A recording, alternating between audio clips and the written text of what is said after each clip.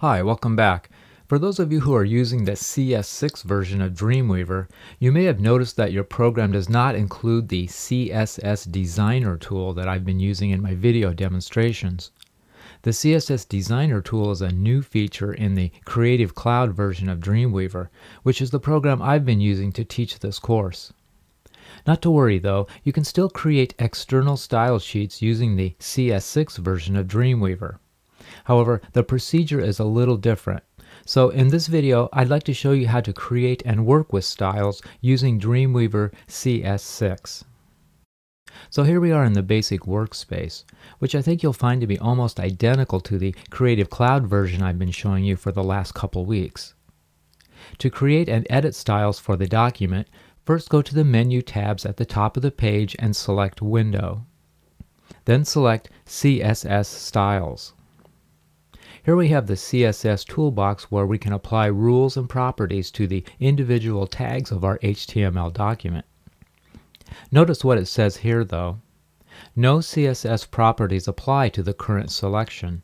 Please select a styled element to see which CSS properties apply. What Dreamweaver is telling us is that we haven't yet created any styles for this document, so let's do that now. Just as I explained in my Creative Cloud demonstration, first place your cursor inside the HTML tag for which you want to create a style. Let's choose the wrapper tag and see if we can apply some properties that will change the width of our page to 800 pixels. Notice that Dreamweaver has automatically highlighted all the content that resides inside the wrapper tag. Now look in your CSS toolbox and find the New CSS rule. It's a very small button located near the bottom of the window.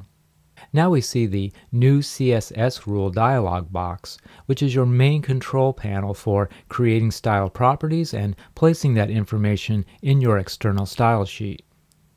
Here we have a few options for choosing what's called the selector type. Later I'll go into more detail about each of these different choices, but for now let's keep the selector type on ID, which will work nicely for the div ID tags that are already in place in this sample web page. The selector name allows you to choose a particular div ID tag from your HTML document, and this will be the tag that we want to apply a particular style to. Notice that Dreamweaver automatically shows the wrapper tag that I selected earlier. Of course, you can change this selection to any of the div ID tags that currently exist in your HTML document. I'm still interested in changing the width of my page, so I'll keep the wrapper tag selected here. In the Rule Definitions section, we can choose where this style information should be located. Notice our external CSS file is already highlighted here. However, if we select this document only, Dreamweaver will create an embedded style and place that information inside the head tags of the HTML document, not the external style sheet.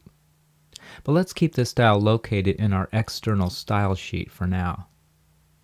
Next, click OK. Now we've reached a toolbox where we can start defining the exact styles we want to apply to the tags in our document. This is called the CSS Rule Definitions box.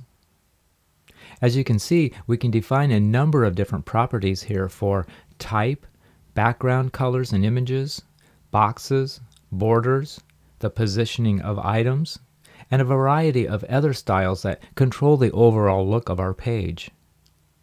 To set the width of our wrapper tag, let's take a look in the box properties here.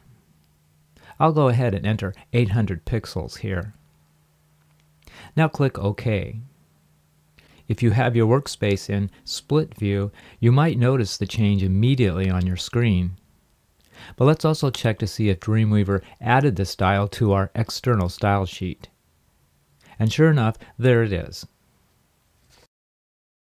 Now it's your turn to experiment with the CSS rule definitions and see if you can add some additional style information for the tags in your HTML document.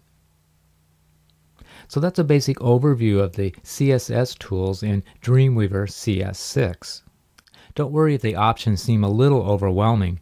Web designers often spend years learning how to master the finer points of cascading style sheets.